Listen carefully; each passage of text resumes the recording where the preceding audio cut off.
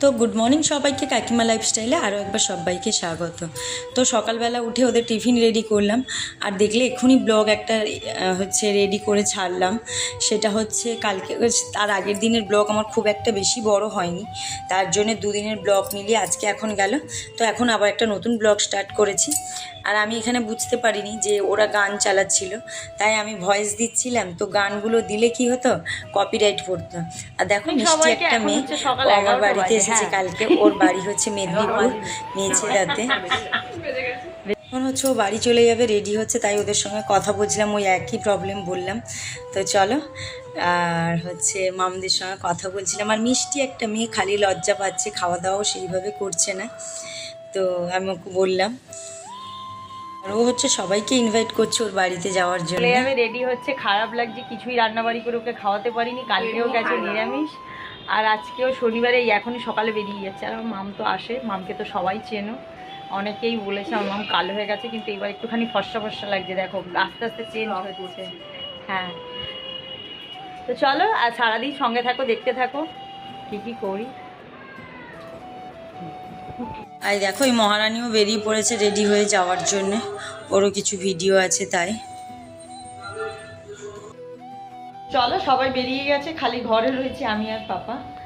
তো আলু ভাজা ডাল করেছি আজকে, কারণ আজকেও নিরামিষ, শনিবার বড় ঠাকুরের উপোস করেছি, তো তাই। তো চলো এখন ছাদে যাবো, জামা কাপড় তুলে নিই। ওগুলো সব শুকিয়ে গেছে, ওগুলো আমি তুলে নেব। এগুলোও মেলেছিলাম, এগুলোও সব শুকিয়ে গেছে। তো চলো জামা কাপড়গুলো তুলে নিই, বাড়িতে গিয়ে ভাঁজ করবো। এখন এখানে ভাঁজ করতে পারবো না। আর এক গাদা জামা কাপড় নিয়ে বসেছি জানো তো, কারণ দুদিনের জামা কাপড়, তার আগের দিন বৃষ্টিতে সব ভিজে গেছিলো, সেগুলোকে আবার কাচা ধোয়া করেছি, তাই অতগুলো জামা কাপড় নিয়ে বসেছি। এগুলো সব ভাঁজ করে আলমারিতে ঢোকাতে হবে। আর আমি ছাড়া তো এরা কেউ ভাঁজও করবে না, এইভাবে তুলে যদি রেখে দিই দুদিনই পরে থাকবে, খাটে হয় না চেয়ারে, না হয় নিচে, যাই হোক, কিন্তু কেউ কারোরটা গোছাবে না। আর এইসব গোছাতে গোছাতে ভাবছিলাম যে এই যে এত কিছু আন্দোলন, এত কিছু চলছে, সব তো দুদিন পর সব কমে যাবে, যে যার নিজে নিজে কাজে সবাই ব্যস্ত হয়ে যাবে। কিন্তু যে মা বাচ্চা হারালো, সেই মা, যে মায়ের কোল খালি করে যে মেয়েকে হারালো, মেয়েরা শুধু মেয়ে হয় না, মায়েদের অনেক বড় বন্ধুও হয়। তো বৃষ্টি পড়ছে দেখো, ওই কথাগুলো ভেবেই খালি খারাপ লাগছে, খারাপ লাগার দিন। তো কি করা যাবে, কিছুই তো আর করার নেই আমাদের হাতে, আমরা তো চাইলেও আর ওকে ফেরত আনতে পারবো না। তো আজকে শনিবার, জানো সবাই, শ্রাবণ মাসের শেষ শনিবার। তো আজকে অনেকে মনসা পুজো করে। কি জোরে বৃষ্টি হচ্ছে, আর আমরা আজকে শ্রাবণ মাসের শেষ শনিবারে বড় ঠাকুরের পুজো দিই। বাইরে এত বৃষ্টি হচ্ছে, আমি জানি না আমার কথার আওয়াজ শুনতে পাচ্ছ কিনা।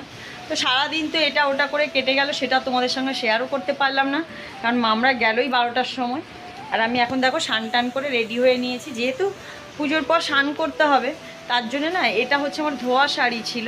তো জানো, এটা আমি বিপত্তারিণীতেও পরেছিলাম, এই শাড়িটাই আজকে পরলাম। আর শাড়িটা ভীষণ নরম, ধোয়ার পরেও না একইভাবে, এই শাড়িটাই পরেছি আজকের। আর নতুন আর ভাঁজ খুলে শাড়ি বের করিনি। তো চলো, এটা তো আমি এঁঠো না, মানে কেচে নিয়েছিলাম, তো কাঁচা শাড়ি, তার জন্যই পরলাম মার দেয়া। তো চলো এখন আমি একটু রেডি হয়ে, আর আমার একজন ওই যা আছে বললাম, ওর ঘরে সব কিছু রাখা আছে, ওর ঘরে গিয়ে সব কিছু রেডি করে যাব, বড় ঠাকুরের মন্দিরে উপোস করেছি, অঞ্জলি দেব। চলো সঙ্গে থাকো, দেখতে থাকো। তারপরে ওখানে ও ফল টল কী কাটছে আমি জানি না, তো চলো ওখান থেকেই রেডি হয়ে বেরোবো। আর আমি গিয়েই ওর বাড়িতে আলতা পরতে বসে গেছি। আর ওর তার আগে ও ফল টল কাটতে এগুলো রেডি করে নিয়েছে। তো এই নিয়ে দুজনের কথাবার্তা হচ্ছিল। আর ও সত্যি কথা কি বলো তো, আমার জান, আমার বোন, সবাই তাই বলে, আমরা যখন দুজনে একসঙ্গে বেরোই বা কোথাও যাওয়ার থাকলে, একসঙ্গে সবাইকে দেখলে, মা এই যে উপোস করেছি, সব কিছু নিজে হাতে করছে জানো তো, এত কিছু কাজকর্মর পরেও। আলতা পায়ের তোরা কি সুন্দর দেখাচ্ছে না, মা লক্ষ্মী দেখাচ্ছে একদম।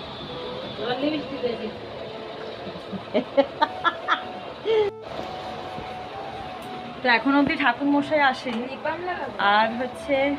আর আমাদের ওখানেই ঠাকুর, নিচেরই ঠাকুরের, মানে বড় ঠাকুরের মন্দির। তো আমরা দুজনেই একসঙ্গে করলাম, কারণ ও উপোস করেছে। তো বললাম চল দুজনে একসঙ্গেই করি, তাই দেখো সব রেডি করে নিয়েছি। আমাদের এখানে ওই রাস্তার ওপরে ওই মন্দির, অনেকে চলে এসেছিলো, আমরা গিয়ে দেখলাম যে তখন অবধি ঠাকুরমশাই আসেনি, তাই সব গোছানো হচ্ছে।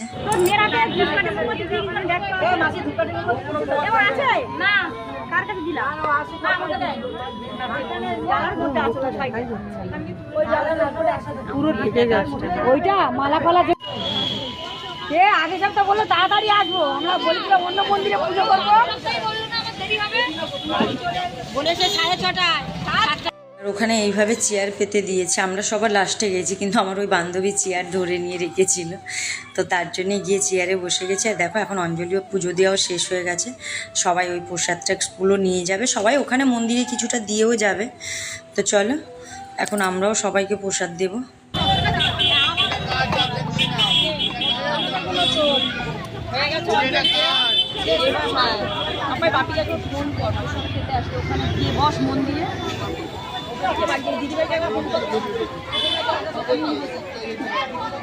আর হচ্ছে দেখো আমরা এই নিচে নিয়ে এসে প্রসাদ দেওয়া শুরুও করে দিয়েছি। আর ওরকম কিছু আলাদা ব্যাপার নেই, সবার সিন্নি বলো সিন্নি প্রসাদ সব এক জায়গায় করে সবাইকে এরকম বাটি নিয়ে দিয়ে দিচ্ছে। ওই যে আমার এক বান্ধবী আর ওই বৌদি মিলে, আর আমি একদিকে বসে আছি, আর আমার বন্ধু দেখছো কোনো কাজের না, খালি বসে বসে সবার কথা শুনছে আর হাসাহাসি করছে, ওই করছে, ও একে দিচ্ছে ওকে দিচ্ছে, এই নিয়ে ওকে চলতে থাকে। তো চলো প্রসাদ দিয়ে দিই। আমরাও হচ্ছে এই প্রসাদই খেয়েছিলাম কালকে, এই প্রসাদ একটু মুখে দেওয়ার পর আর কিছুই খেতে ইচ্ছে করেনি, মনে হচ্ছিল সব কিছুই যেমন কেমন লাগছে, মানে পেট যেন ভরে রয়েছে এরকম একটা দেখাচ্ছে, মানে ভাব।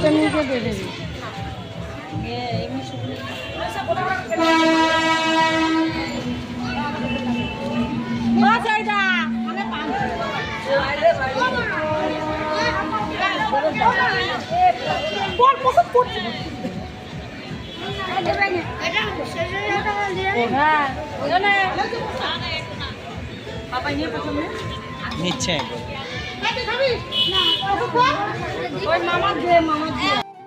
ঘরেও চলে এসেছি, আর জানো স্নান করে আসতে হয়, তো আমি তাই নিচ থেকে একটুখানি গায়ে জল ঢেলে ঘরে এসে স্নান ফানও করে নিয়েছি।